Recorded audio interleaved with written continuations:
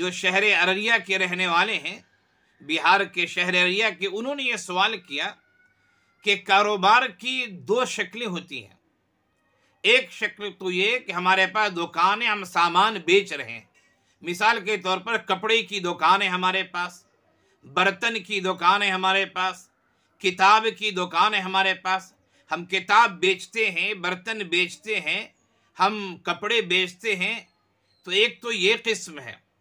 اور دوسری کاروبار کی صورت یہ ہے کہ مثال کے طور پر ہمارے پاس مکان ہے، بہت سارے مکان ہیں، ہم نے مکان کو کرائے پر لگا رکھا ہے، ماہانہ رقم ہمارے پاس آتی ہے۔ ہمارے پاس 2-4 گاڑیاں ہیں، 4 ویلرز ہیں، ہم نے اس گاڑی کو کرائے پر لگا رکھا ہے، اچھی خاصی رقم آ رہی ہے۔ تین دونوں کی زکوٰۃ نکالنے کے طریقے کیا ہے ذرا بتائیے۔ یہ تیسرا سوال ہے، اچھی طرح سنیے کہ جو مال تجارت ہے، جو مال نامی ہے، اس میں بھی زکوٰۃ ہوتی ہے، اس کا بھی حساب کیا جاتا ہے۔ ہو سکتا ہے آپ کے پاس بینک بیلنس نہ ہو، سونا چاندی نہ ہو، لیکن لاکھوں کا کاروبار آپ کے پاس ہے، لاکھوں کی مالیت ہے، اس پر بھی سال گزر جائے تو زکوٰۃ ادائیگی کرنی اور زکوٰۃ دینی ہے۔ تو یہ مسئلہ جو میں نے بتایا کہ اگر آپ کا کاروبار ایسی چیزوں سے منسلک ہے کہ آپ ان چیزوں کو فروخت کرتے ہیں اور ان چیزوں کو فروخت کر کے پیسے کماتے ہیں، مثال کے طور پر کپڑا بیچتے ہیں آپ، پیسے آتے ہیں، برتن بیچتے ہیں آپ، پیسے آتے ہیں، کتابوں کا کاروبار ہے، کتابیں بیچتے ہیں آپ، پیسے آتے ہیں، تو پھر آپ کو یہ پورا اس کا حساب لگانا پڑے گا کہ آپ کی دکان میں کتنے کپڑے ہیں کل، یعنی کتنی مالیت کے کپڑے ہیں، 10 لاکھ، 5 لاکھ، 6 لاکھ۔ آپ کے پاس جو کتاب ہے بک ڈپو میں، بک اسٹال میں کتنے لاکھ کی کتابیں ہیں، اس کی مالیت دیکھیے۔ یا برتن کا کاروبار ہے تو کتنے لاکھ کا برتن ہے، جتنے لاکھ کا برتن ہے، جتنے لاکھ کی کتابیں، جتنے لاکھ کے کپڑے ہیں، ان تمام پوری رقم کو شمار کیا جائے گا اور پھر اس کا 2.5% نکالا جائے گا۔ لیکن مسئلہ اگر ایسا ہے کہ آپ کے پاس مکانات ہیں، مکانات سے کرایہ آ رہے ہیں، گاڑی ہے، گاڑی سے فائدہ اٹھا رہے ہیں آپ، تو گاڑی کی مالیت کا حساب نہیں لگایا جائے گا، اس لیے کہ گاڑی آپ بیچ نہیں رہے ہیں، گاڑی کو رکھ کر گاڑی سے پیسہ کما رہے ہیں۔ مکان کی مالیت کو زکوٰۃ میں نہیں جوڑا جائے گا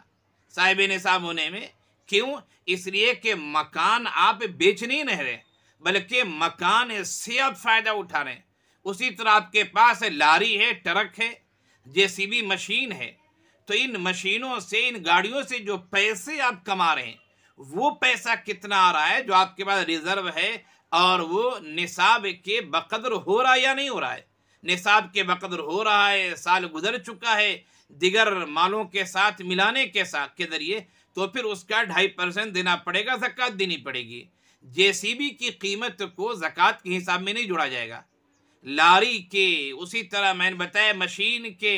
اسی طرح مکان اور گاڑی کی قیمت کو نہیں جوڑا جائے گا، اس سے جو آمدنی ہو رہی ہے، جو فائدہ ہو رہا ہے، اس فائدے کو جوڑا جائے گا دیگر مالوں کے ساتھ۔ کیوں؟ اس لیے کہ آپ گاڑی نہیں بیچ رہے ہیں۔ اگر نفس شے بیچ رہے ہیں، گاڑی بیچنے ہی کا کاروبار ہے، تب تو گاڑی کی قیمت کو جوڑا جائے گا، لیکن گاڑی بیچنے کا کاروبار نہیں ہے بلکہ گاڑی سے آپ فائدہ اٹھا رہے ہیں، کرایہ آ رہا ہے، تو اس صورت میں گاڑی کی رقم کو زکوٰۃ کے لیے نہیں جوڑی جائے گی، جو آمدنی ہے، آمدنی دیکھی جائے گی، اور دیگر مال جو آپ کے پاس رکھے ہوئے ہیں، ان مالوں کے ساتھ اس بچی ہوئی آمدنی کو،